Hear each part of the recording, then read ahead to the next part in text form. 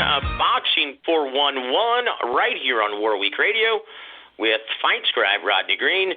Guys, before we introduce our star of the program, we do have to remind everyone that this show is brought to you by FightSaga.com. Guys, for all the latest boxing news, please go visit FightSaga.com on the daily.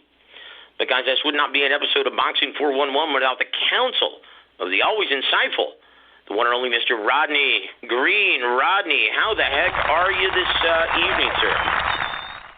Yes, sir. Feeling pretty good.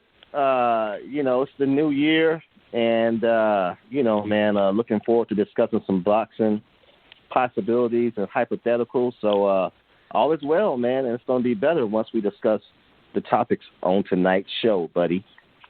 Oh, well, I tell you what, man. And for those of you who are wondering why we didn't have a Sunday night program, Gogie's on vacation, Coach Gogie, and he's going to be back this coming up Sunday to preview the Angela Leo fight and the entire Showtime triple header coming up on January 23rd. So, guys, stay tuned for that. But right now, just in. Now, it's been reported that Canelo Alvarez's WBC 168-pound mandatory defense against Abdi Yildirim of Turkey could be indeed headed to Fox in late February or early March. Now, Rodney, it's funny.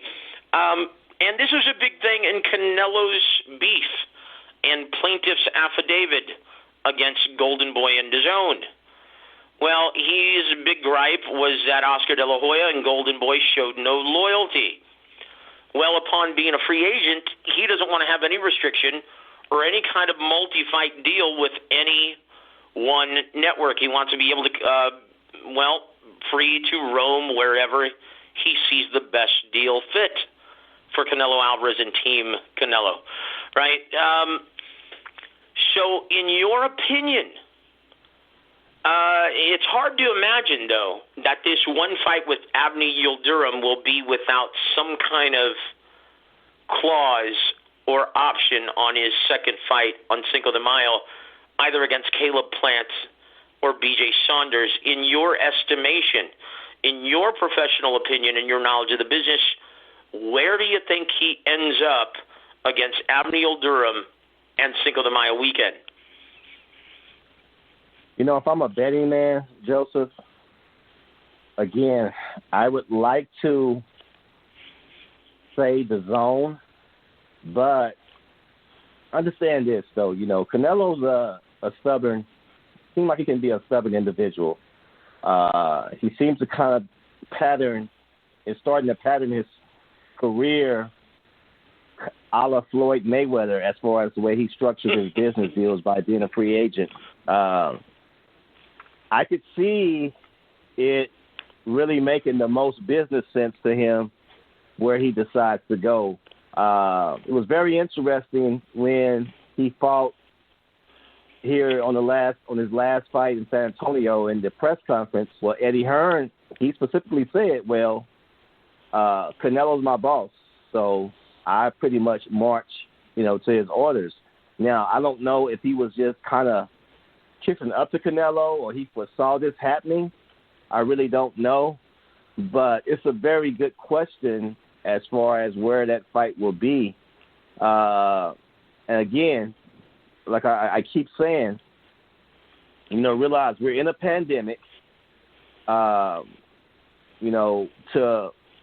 put those asses in the seats and make business sense for everybody involved, including the networks, it's going to be very interesting because at the end of the day, the opponent he's facing, is not really someone who I think people really overly excited to, see him, in the ring with. But by Canelo, garnering his name, that's going to do a lot as far as, the bulk of, the publicity and just putting ring asses in the seats. But I say that to say this, though. I would like to think DAZN, but I wouldn't rule out it being on Fox and PBC. I really wouldn't. As I said, We got 6 more months before Cinco de Mayo, or a few more months before, well, no, not even 6 more months, but 4 months before Cinco de Mayo, we should say. A lot can change. A lot can change in that time. So I'm going to say hypothetically, I would say the zone, but that is subject to change, though, Joseph. I really believe that is subject to change. Well, here's why I think, and either deal is very good for Canelo. You know, DAZN has already shown that they're willing to spend money if it's a major event, right? Especially when you consider what a big event him fighting B.J. Saunders would be in their plight for expanding their subscriptions in DAZN UK, right?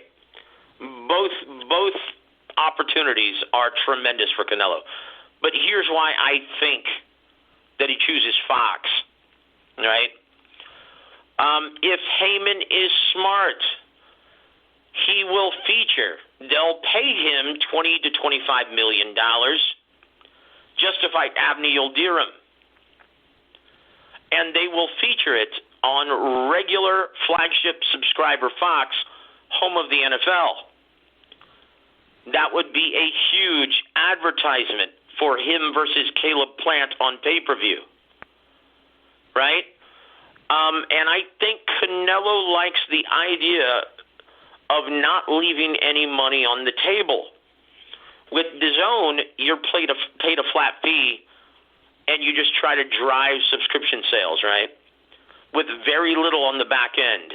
With pay-per-view, you're guaranteed a one lump sum, but percentage if you cross that guaranteed money threshold, then you get residual on the back end. I think Canelo's going to like the idea of that. But it's a big if. I mean, if Heyman and the guys at Fox, if they're smart and are looking at this as an investment in order to advertise a potential pay-per-view with Caleb Plant, they're going to put it on regular Fox. Because who on earth, aside from Canelo's diehard fans, are going to choose to pay $80 to see Canelo versus Avni Yildirim on Fox pay-per-view? Who's going to do that, Rodney? Well, not a lot. I mean, it's really, it's not going to really have the support for people to spend that type of money. But as I said, $25 million, that's a nice number. As I said, in theory, and I'm always going to go back to my thinking is pre-pandemic. Pre-pandemic, a lot of things make business sense. And this is what I keep reminding people. Well, post-pandemic, you got to look at the loss you're going to take. And, and to me, a lot of these companies are taking losses, but it's just how many losses or how much of a loss they're willing to take with the pandemic going on. So as I said, 3 or 4 months is a long time away. As I said, Canelo's a businessman. He's a free agent. He should want to get all the money that he can. And if Al Heyman comes to the, steps to him and offers him a sweet deal for $25 million, that's great. But on the back end, if I'm looking at Al Heyman, well, what would Canelo ask once he's on pay-per-view if we get that fight? That $25 million, well, maybe he wants an extra $10 more million now. So as I said, the numbers gets very interesting. So I just like to say, I'm going to say while he's already in bed with DAZN, I would give DAZN the favorite to where he fights his next fight at. But as I said, I'm sure Al Heyman, being the smart businessman he is, he's looking at the numbers, but also probably looking at, how much of a loss am I willing to take, and what's going to be the climate as far as pandemic, because who knows what they're going to do with the economy. We're going to have another shutdown with a new president coming in. A lot of variables and factors we have to look at to really put, on the table to really make that assumption of where his fight is going to be at, if that makes sense, sir. Yeah, and you do have this going for your theory and your prognostication. He does seem to have a very enjoyable working relationship with Matchroom Sport and Eddie Hearn. Right? They just came off of a very successful event in which Canelo was, blown away by the red carpet treatment that he was given by Eddie Hearn in Matchroom Sport.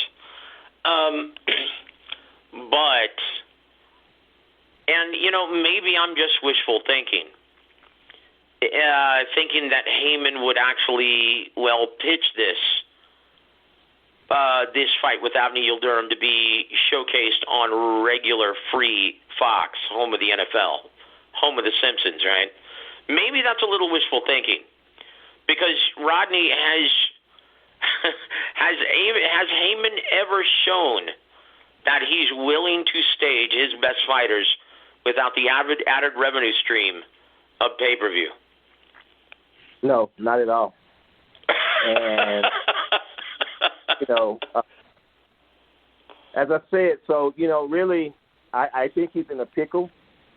For Heyman to have a Canelo on, to be associated with it, more than likely he would like to be able to put it on the pay-per-view platform. But as I said, it's going to be tough to sell Canelo's opponent to the masses. So that's you got to kind of rule that out. So to me, I just think that by him already being in bed with Fox, with the Zone, that that he probably would get maybe not $25 million, but 17, 18, 19 million, and then have a good event, and then kind of be able to use that as a leapfrog to get ready for maybe a bigger event, or more of a established fighter or opponent to really maybe possibly, get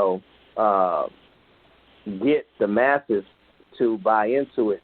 But definitely, man, and I've been saying this, Joseph, remember, when you get a guy like Canelo and Floyd Mayweather, that's great. But remember, you got to feed that monster. And here are some of the problems that I'm talking about.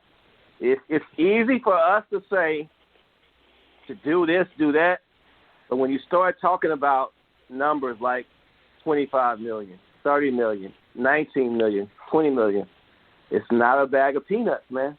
It's not a bag of peanuts. So, we in theory, and remember, in theory, if we were talking about 2-3 years ago, it would probably make the most business sense to go that route that you really are leaning to as far as the Fox and put it on maybe that platform. But the financial climate that we're in with COVID, it really changes everything. And as I said, we got a new administration coming in. We don't know if we're going to have another shutdown. You got to keep all those things in mind, sir. So, as I said, it's a lot of dilemmas to look at before we can really honestly say this is where Canelo's next fight will be at. Yeah, because originally Canelo wanted a huge homecoming, right, against Avni Yildirim in Mexico, but because of COVID restrictions, he's going to have to stage it in the States. And one thing that led me to believe that he may be leaning toward Fox, right, is I heard an interview with Eddie Hearn, and he states that, it's still on the table.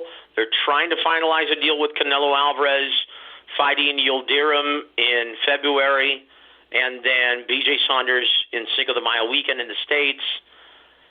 But he's already preparing and coming up with a contingency for his fighter, B.J. Saunders, if it indeed falls out. He's thinking, okay, well, if that doesn't happen, I'm prepared to pull the trigger with a big fight at 168 pounds for B.J. Saunders' title against Demetrius Andrade in the States in possibly April, if that doesn't take place in March or April. That tells me that he's a little concerned as well. Now, here's one of the reasons why I think Heyman would be out of his mind not to try and sell this to Fox. One, as we stated on last week's show, Fox already pays out a ton of money and is happy to do so for their sports entertainment, paying Fox for the playoffs as well as regular season $1.1 billion. So a $25 million licensing fee to showcase Canelo, which would get huge numbers on the premium primetime station, Fox, right? $25 million is a drop in the bucket to what they spend every single year for their football and baseball, right, as well as their NHL. $25 million is a drop in the bucket, and with the huge Hispanic audience that's guaranteed to follow Canelo on regular Fox, yeah, you could get that kind of sponsorship. They would make back that money. Okay, and again, our late great mentor, Mr. Don Jargon, who taught us everything about the business of boxing, again, he stated that's what's going to take to get boxing, to make boxing a mainstream pastime in America once again, because that's what happened to boxing. It used to be the second biggest pastime in America, behind baseball back in the day. But what happened? Promoters and fighters got too greedy and got too lazy, started taking these fights, putting them in sterile casinos, getting those huge site fees, guaranteed site fees with very little promotion, and also started putting the major events on closed circuit and on pay-per-view, completely taking away the biggest events away from mainstream America. Okay, if we want to reverse that process, what has to be done, one, the biggest stars have to be showcased on regular mainstream TV once again. This would be a huge step in that direction. And once again, Rodney, am I just wishful thinking? Well, probably, but this is what should be done. But knowing and looking at Heyman's track record, you're probably right. If this goes to Heyman, it's going to be another pay-per-view fight. So I'm asking you, does Canelo run the risk of severely damaging his market value, lowering his market value with a pay-per-view event with Avni Yildirim? Possibly, because again, he doesn't. You know, he's a mainstream star, but he's not a mainstream star like Floyd Mayweather, where fans want to tune in to either see you win or see you lose. They just want to see you regardless. So he could lose his value if he, accepts that fight and it flops, because then, you know what, by him being a promotional free agent, well, you got to go back to the Zone or Fox or whoever you choose to do business with and say, look, based on your last performance, because remember, you're only as good as your last outing, okay? So, man, a bunch of dilemmas that we can look at, a bunch of hypotheticals. And as I said, you know what? Having those guys like Floyd Mayweather and Canelo Alvarez is great. But remember, when it's time to feed that monster, well, if you see how we're scratching our head, imagine what they're doing behind the scenes to make it work. Easier said than done, sir. Absolutely, brother, and you better bet we're going to be revisiting this topic in the weeks to come as it gets closer to February, right? And once again, Caleb Plant, boy, he's got a title defense against Talib Truax, his mandatory challenger for the IBF in his 168-pound title. That's going to be coming up on January 30th. So we're going to be talking about that the closer it gets to that as well. But, Rodney, Manny Pacquiao is in the news again, brother. And I think you may be surprised at his latest comments. Now, you know he was live there in AT&T Stadium, home of the Cowboys, in Arlington, Texas, to witness Errol Spence's, virtual shutout against Danny Garcia. Right? He was there.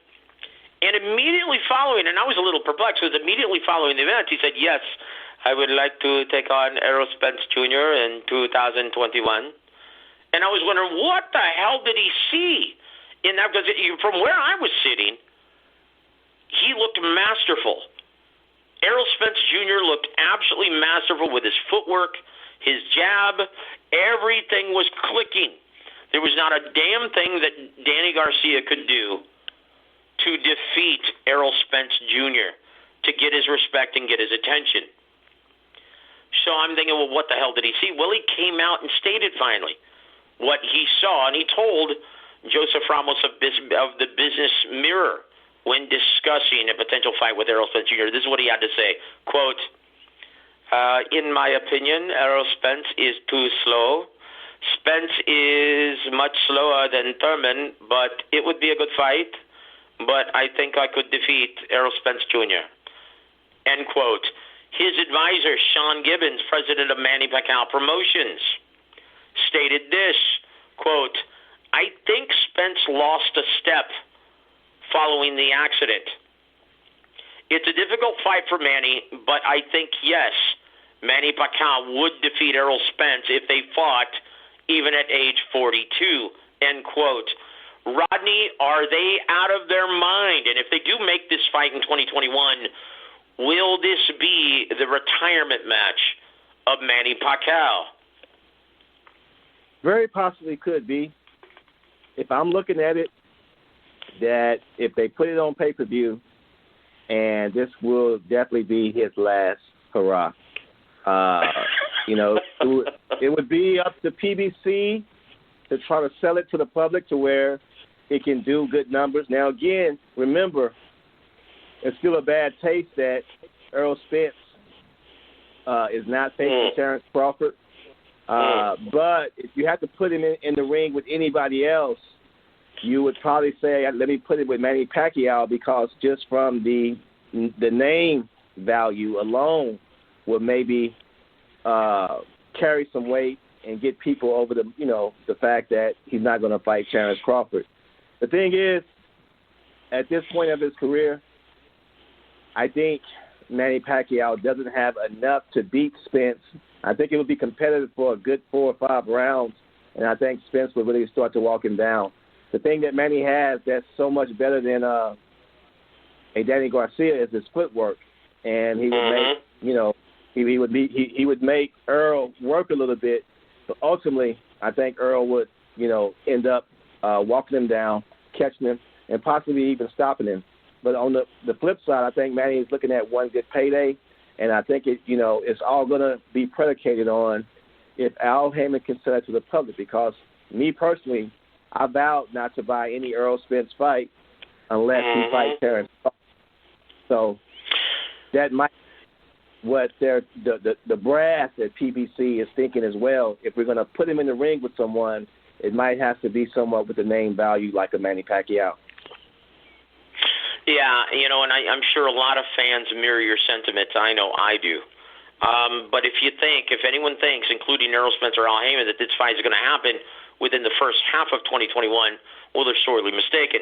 Because Pacquiao went on to say this. Yes, Errol Spence and Conor McGregor are my options, but right now I want to experience fighting an MMA fighter. I will also donate a big portion of my income to Filipino COVID-19 victims, end quote. So, and this is stated by Paradigm Management. Management also for Conor McGregor and Manny Pacquiao currently. The CEO of Paradigm Management, he stated this, yes, Pacquiao versus McGregor is a certainty. This fight will happen in 2021. So, according to Manny Pacquiao, we're looking at Pacquiao versus McGregor within the first half, possibly in June of 2021, with a fight with either Spence or Crawford happening in probably the final quarter of 2021. So where does Errol Spence and Al Heyman go in the first half of 2021, Rodney? Look, in my opinion, if he doesn't fight, like you just stated, if he doesn't fight Terrence Crawford, and if he chooses to fight someone like Keith Thurman or a rematch with Sean Porter, I'm not going to purchase it. It's a waste of time. No one cares to see it. The only people who are going to want to see this are diehard fans of Errol Spence Jr., which are diminishing considerably. I mean, think about this. Look how much more popular he was before his last effort and before he opened his big mouth. and pretty much shit all over Terrence Crawford and that fight, the fight that pretty much everyone wants to see at 147 pounds, his stock has diminished considerably. Surely Heyman and Spence cannot be oblivious to this. If you had to bet, Rodney, and what you know about the business, in what direction does Errol Spence and Al Heyman go in the first half of 2021? Well, if I had to really put my chips on the table and really place a bet, I would think that they would just fight an opponent that they could put on the Fox platform to continue to build that support for whether it's going to be to call out Canelo or to even maybe call out Manny Pacquiao. I don't think it's going to be anything on the pay-per-view platform. I mean, they just don't have the fighters. I mean, no one wants to see Keith Thurman. No one wants to see Sean Porter. You just saw Danny Garcia. But Rodney, they're pay-per-view stars, brother. yeah, that's the fact. Exactly. That's the mentality that we're dealing with, brother. Yeah. So, they're going to be dosed with a cold dose of reality, on his next fight, because I don't know who they can choose as a viable opponent to really sell to the public. As I said, if I'm a bed man, it'll be on Fox regular subscription. I don't know who's going to be the opponent. As I said, look for him to have a fight, possibly build some groundswell of support, and when the fight is over, call out Canelo. That seems to be what he's more concerned with than definitely fighting T-Bud Crawford or possibly Manny Pacquiao. They might call him out and see if his performance is worthy enough to even place it on pay-per-view.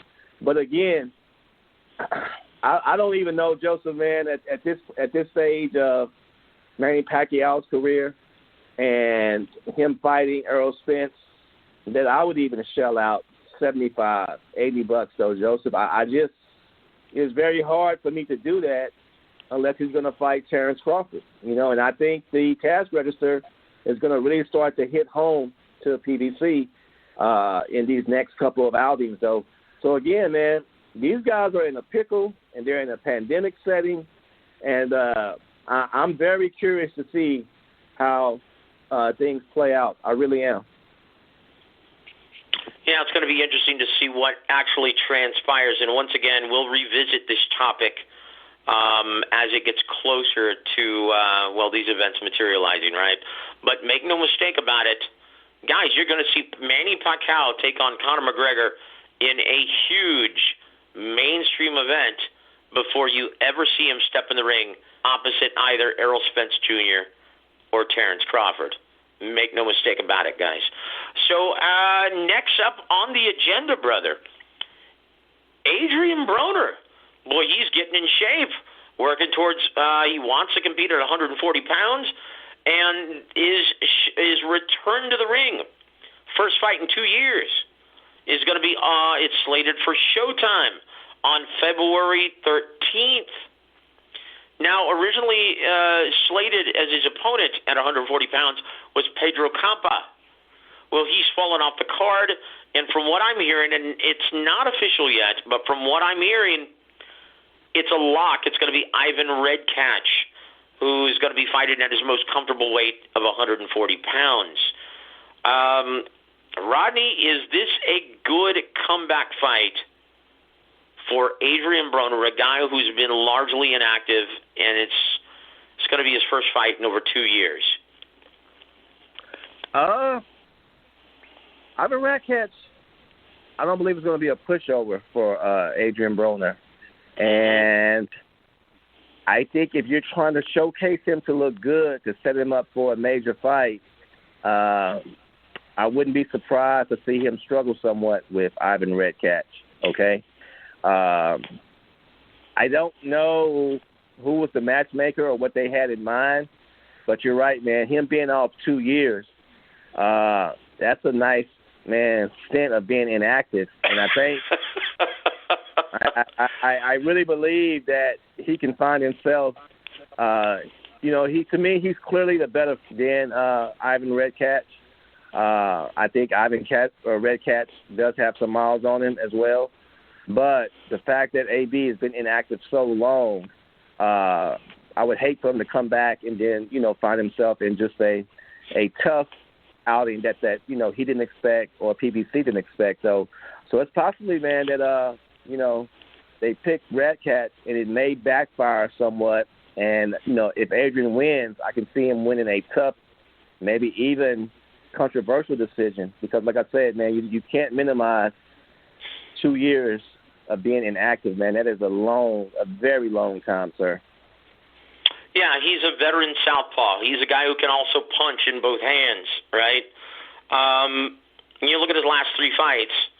In 2019, he was perfect, knocking out both Tyrone Harris and Devin Alexander.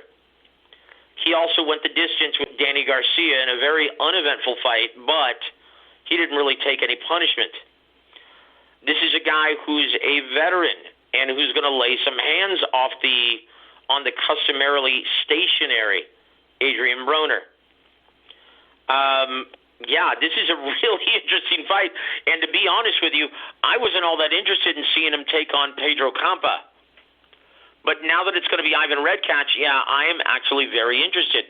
Now, in terms of business, I'm not so sure this is the right guy in order to have a showcase or a tune-up for Adrian Broner at 140 pounds. Now, keep in mind, we have no idea how depleted Adrian Broner is going to be in trying to make junior welterweight. When's the last time he's had to make junior welterweight, Rodney? Oh, wow. And that's been like 4 years, maybe? Man, I'm about to look this up, brother. I'm pulling up his records. We'll see. In my opinion, it was, Adrian Granados in 2017, in which he had a split decision victory, and I thought he was lucky to get that. Oh, no, I'm sorry. He in a unanimous decision loss against Mikey Garcia in 2017. That was the last time he made 140 pounds, right? That was it. In July of 2017. And he obviously was questioning his conditioning because he didn't want to let his hands go. Right? Yeah. So, against a guy who can punch, a guy who has no problem taking the lead, and a southpaw to boot, I'm not sure Adrian Broner gets past this one. This is very intriguing indeed, but circle your calendar, guys, because this event just got bumped up to first class. If you had to guess, what is the final result of AB versus Ivan Redkach? I'm going to say controversial decision, man. I think it's going to be a tough fight. I think it's going to be definitely a interesting fight. Like you said, he's a tough southpaw, willing to let his hands go. And the fact that Adrian hasn't been at this weight or fought at this weight in 3 years adds another interesting plot. But at the end of the day, I think he will get home cooking, and I think he will get the win. But I don't know if it's going to be a showcase, enough of a showcase to really, demand for him to fight a bigger opponent and possibly on a pay-per-view platform. Indeed. And, guys, once again, the closer it gets to this fight, we'll be covering it a little more extensively. But our next topic, brother, is, and this is a head-scratcher, what are your thoughts, Rodney? And I've been meaning to pick your brain since this transpired. Last week, right, Ryan Garcia was on Mike Tyson's podcast, right, Hot Boxing with Mike Tyson. And apparently they FaceTimed Gervonta Davis, right? And both men agreed to fight. And once again, we talked about this last week. But upon hearing Leonard Ellerbe discuss this, well, it was very deflating if you were looking forward to seeing this fight.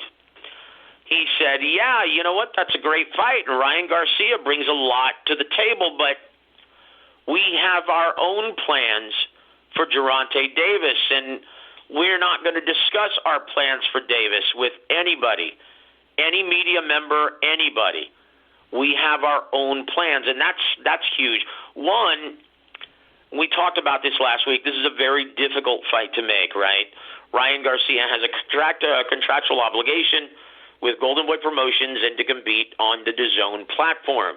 Gervonta Davis, as far as I know, is still under contract with, well, Mayweather Promotions, who has a contractual obligation to Steven Espinosa and Showtime Sports.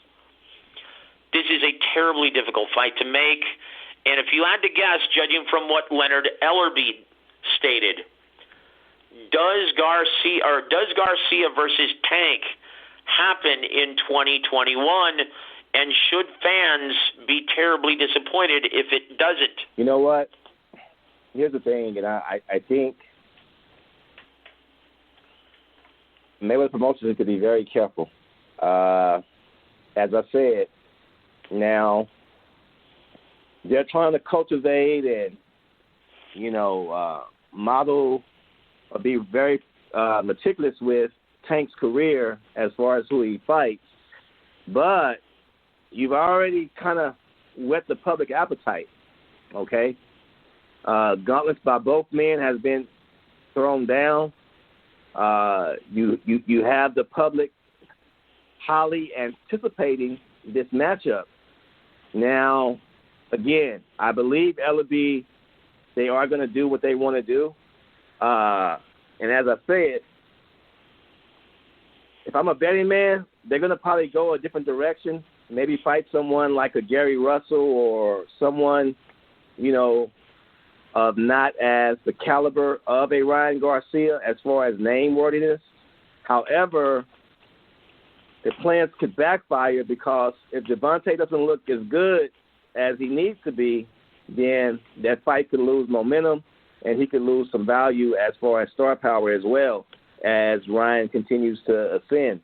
So I wouldn't doubt it, man. I love what Mike Tyson is doing because, he's from the era where you was boxers first and you was businessmen second. And, again, I absolutely love the fact that he's willing to say that, you know what, I'm going to highlight and show that as fighters, what we do is fight. It's the promoters, it's the higher-ups, the powers that be are really the ones who are preventing these fights from happening because we've heard it from the horse's mouth that these guys want to fight. So I love that interesting plot and twist that he's adding to the arena. But as I said, I don't really have a lot of faith in Mayweather Promotions. And if I'm a betting man, they're looking to see who they can find possibly past their prime, and that's going to be another showcase for Gervonta and continue to build his status. But as I said, be careful when you're doing that because the public is starting to catch on, and I'm not sure that you're going to be happy with the numbers if you go that route, especially when the public has already shown a huge demand for the Gervonta Davis and Ryan Garcia fight. Agreed. I think Mayweather Promotions are already working towards a huge fight in the DMV area between Gervonta Davis and Gary Russell Jr. That's what I think. And even though it's a very difficult fight for both men, it's a much more winnable fight, in my opinion, if you're Gervonta Davis. I mean, that's a difficult fight. Both men are about the same height. Gary Russell, arguably has the advantage in hand speed, but Gervonta Davis has the huge explosive power advantage. Both men are southpaws. Go ahead, sir. Here's the thing. That's a more difficult fight than I think people are realizing, though. I really think that's more of a difficult fight than Mayweather Promotions are realizing. Gary Russell, be that as it may, he did fizzle after he lost to Lomachenko, but he doesn't have a lot of miles on him, okay? He doesn't have a lot of wear and tear because he hasn't been fighting as much in the recent years. Explosive, hand speed, very tactical and sound fighter. Former Olympian. Man, this is not it's not a cakewalk by no means, though. So, as I said, Leo, to me, was really at his prime in 120, Santa Cruz, 122, 126. But, Indeed. Russell can he can still give some at 130, 135. So I'm sure in the back of their mind, if they make that fight, it's not an easy fight, Joseph. I truly believe that. It is not an easy fight for Gervonta Davis. The days of easy fights for Gervonta Davis are long gone, brother. Well, once again, they're beating their chest. Oh, he's a pay-per-view star. Well, guess what comes with that?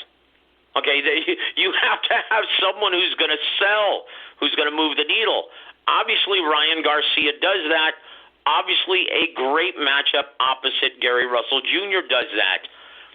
But in my opinion, the 5'5" Gervonta Davis has yet to fight a legit 135-pound fighter, and I think they're a little tentative about that.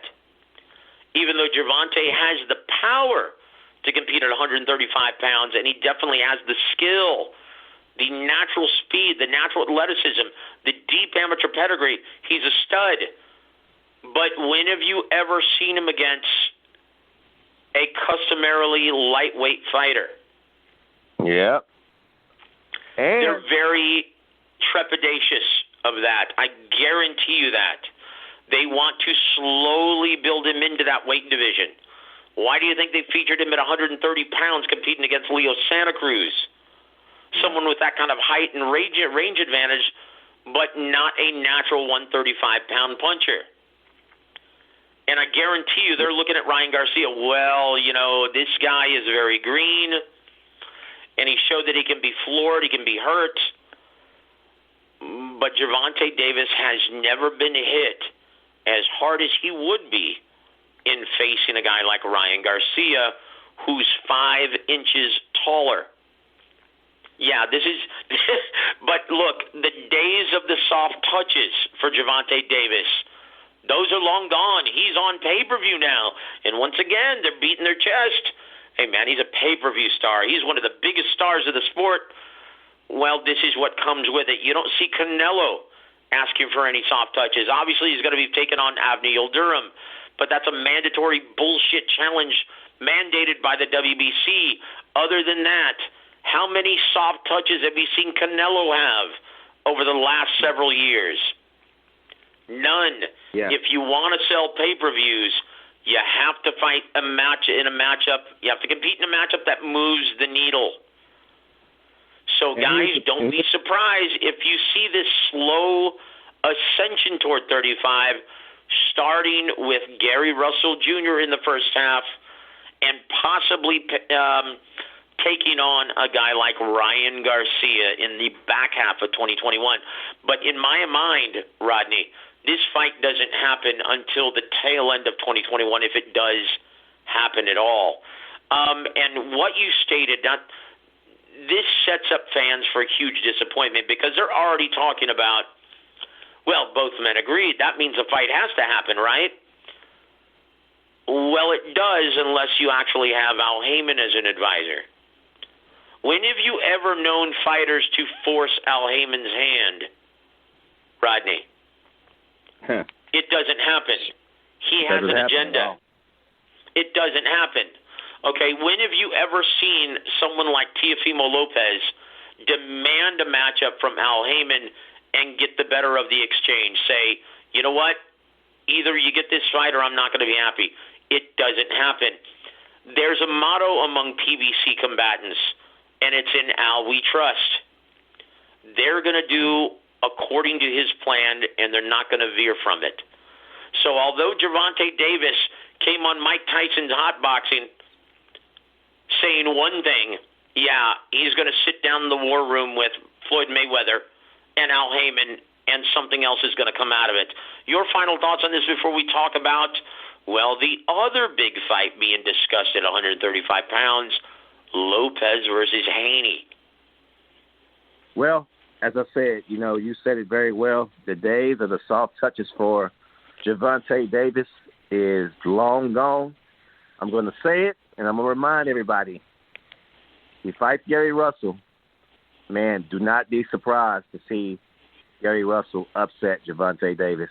I really think with his Russell's IQ, his mechanics, his defense, and his hand speed can really give Tank some problems, man. So it's going to be interesting. But you know what? It's a big fight in the DMV, and I won't necessarily be upset if that fight happened if we don't get Garcia, because I think that, it's still a tough fight. But I'm just glad that, like you said, the days of the cupcakes are long gone. You're going to have to step up to the plate now.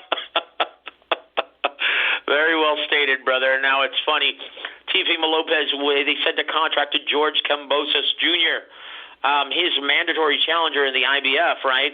And Kambosos Jr. actually won this distinction by getting a terrible decision against Lee Selby.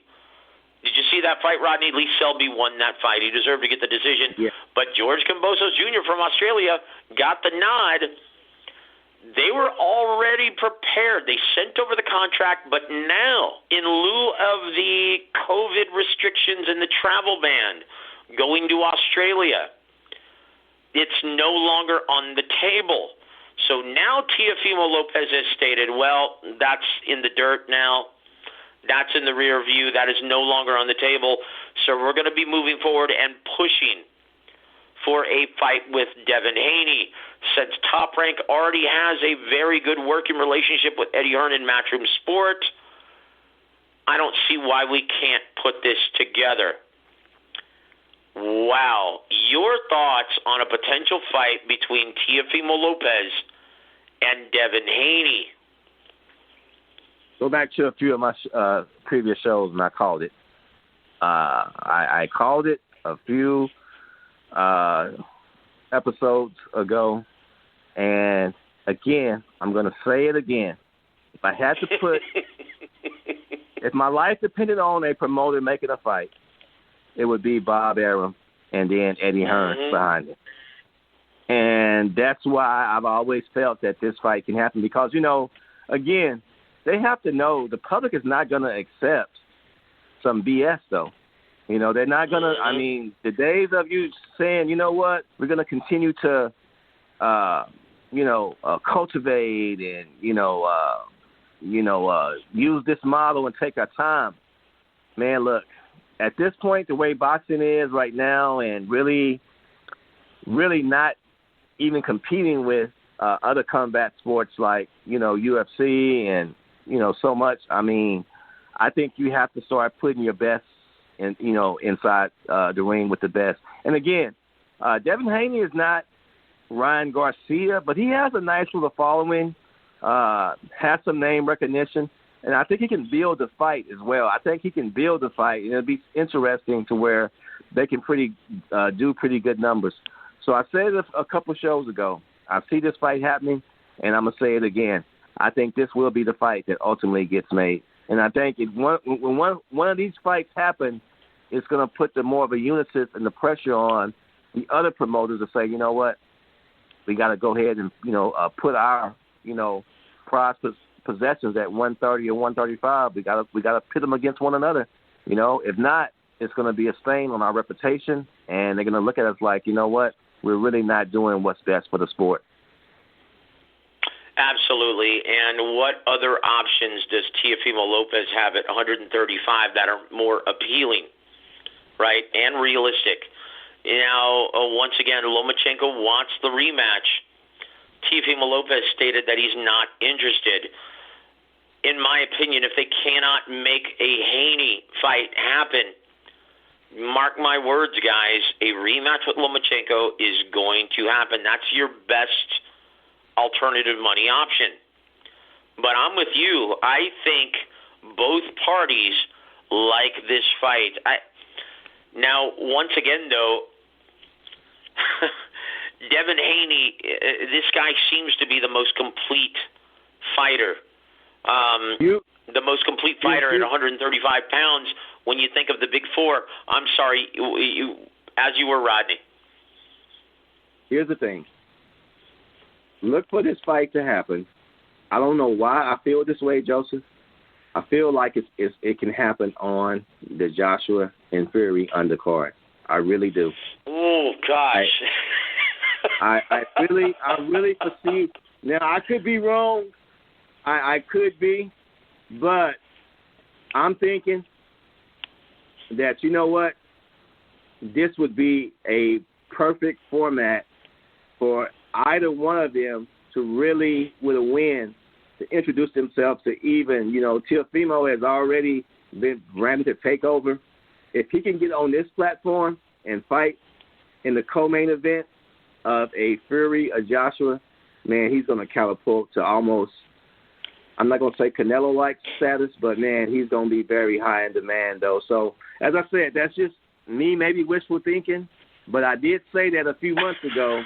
And yes, you did. And listen to this, Rodney. And once again, in the same interview that I just saw with Eddie Hearn, he stated that on the undercard of Joshua versus Fury, they're going to be making all interpromotional matchups. So you very well may be correct in your assessment.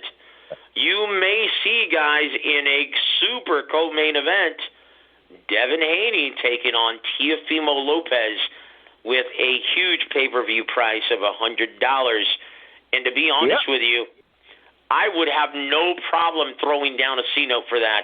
God knows I've spent more money on much less. No problem. No problem at all.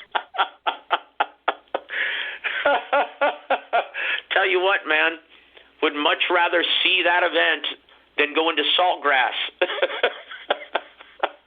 Can I do product placement on this show? And once again, this show isn't sponsored by Saltgrass, so I better shut up. But but yeah, I can see that happening, and yeah, it's amazing. It's fortuitous, coincidental that you just said that, because yeah, it was stated today that Eddie Hearn says we're going to try to make every single fight on the undercard of Joshua versus Fury interpromotional matchups between Matchroom Sports and Top Rank. Wow. Happy 2021, everybody. And once again, here's an update from Bob Arum. He stated that 95% confident that this fight gets made. No, I'm sorry. 2 fights between Joshua and Fury get made for 2021. First one being in either late May or early June, and the last one being in the back half. So, yeah, this is very good news for boxing fans. One thing that was just stated, in going back to Fury versus Joshua, one thing that I thought was very interesting, right? Jonathan Banks, our good friend Jonathan Banks, who's the trainer for Gennady Golovkin currently, former trainer of Vladimir Klitschko. He stated that, look, in order for Joshua to defeat a very confident Tyson Fury, he cannot be as tentative as he's shown to be in his last 2 fights. He has to be the predator, be the aggressor, and bully Tyson Fury. I agree that that's what he has to do to win, but Rodney, can Anthony Joshua fight in that manner any longer? Yeah, I really believe if I'm Top Rank and I'm Tyson Fury's camp, I'm salivating fighting Anthony Joshua. I don't think he has. I don't think he has enough levels or dimensions in his arsenal to really combat a guy like Tyson Fury. I think Tyson Fury is the better boxer. I think he has the better IQ. I think his chin is definitely underrated, and I think after around maybe round 3 or 4, you're going to really start to see the superior boxer, which I believe is going to be Tyson Fury, though. So I think, man, that Tyson Fury not only beats him, but to me beats him pretty easily, in my opinion. Wow, that's a bold statement, brother. I tell you what, though, can't wait to see it unfold in the ring. Now, where this fight's going to happen, well, that still remains a mystery, but Bob Arum stated that there's going to be a site determination clause where it's going to be free-floating. Even though they're going to sign an agreement to fight, everything's already been agreed to, including the purse split. But the only thing that's going to be free-floating is the site, which is going to be contingent on COVID restriction. Where this is going to be held is still a mystery. But, guys, we're on the verge, and Bob Arum stated he hopes to have an announcement by the end of the month, which is just a couple of weeks away.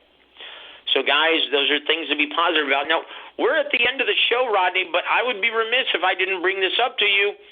Eddie Hearn already stated also in the same interview that Povetkin versus White 2 is now going to be slated for March 6th. Now, listen to this. He's confident that his man will defeat Povetkin, but either way, Hearn wants the winner to face Deontay Wilder in 2021. So 2 questions, Rodney. Who wins the rematch, and does the winner indeed face Deontay Wilder in 2021?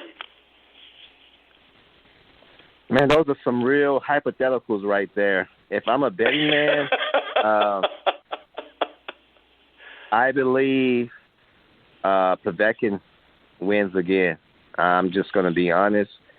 And as I said, I think PBC needs to really, be very careful on who they place Deontay Wilder in the ring. I don't like what I've been hearing from as far as what's coming out of his mouth with some of his statements. So, in a perfect world for Eddie Hearn, that looks good because you can recycle once he wins, possibly a fight between, Anthony Joshua, especially if he loses to Tyson Fury. That'll be a great fight that the public would demand to still see him fight Deontay Wilder. But as I said, though, I think Deontay Wilder needs to be in there with someone to really showcase his skills, knock him out, to get the support of the public to want to see him and show that money out to really make it a win-win for all parties, though. So, man, we'll see. Again, so many unknowns with the first of the year just starting out, my friend. We got to start letting some of these dominoes, finally fall, and then we can kind of start to, navigate our way. But as I said, though, I like that, for Hearn because, again, I can see what he's looking at. But as I said, man, what I've been hearing from Deontay Wilder, I just don't know what kind of mental state he's in right now, though, Joseph. And I don't know if it's going to translate or transfer to him having that big pay-per-view event with one of the marquee heavyweights. And as I said, from a health concern, he's starting to get hit flush a lot lately. And that definitely has to be a concern for his camp, too. So, but we'll see what happens. Still very early in the year. And as our shows progress, we'll start to get some of these answers. Absolutely. And wouldn't it be great if we finally got to see Povetkin versus Wilder in the ring? Oh, man. Because keep in mind, the first fight was supposed to happen back in 2016, 5 years after the fact. Could you imagine it finally unfolding with Povetkin taking on Wilder at age 41? And you know what? That's a very winnable fight because whoever catches who first, that's who's going to win. That's who's going to win the fight. So, again, we'll see what happens, though. Like I say, let's just get the first few months out the year, and we'll see them dominoes start to fall, and then we'll have a better understanding. But all great hypotheticals, and I can't wait to see them start to unfold. Indeed. Rodney, do you have any parting shots for our listening audience this evening? No, again, you know, we are in 2021. We have some big fights on the horizon. I know it's a pandemic climate. Continue to try to support the fights that you can, but also don't be afraid to show the promoters that, you know, we're the real bosses of the sport, and we're not going to just accept any fights that they just, you know, throw on our table or our plate anymore. So with that being said, man, thank you guys again. We'll see y'all next week. Happy New Year. If I haven't told you, Happy New Year, and I can't wait to see y'all next week. Guys, he's Rodney Green. You can hear him every single Tuesday on Boxing 411, but that's going to just about do it, guys. In case you missed any part of this program, you can check it out on our YouTube platform. Go visit War Week Radio Network on YouTube. Be sure to like, comment, and subscribe. That's going to just about do it, guys. On behalf of Mr. Rodney Green, I'm Joseph Herron. You've been listening to Boxing 411 on the War Week Radio Network. Have a great evening, everybody.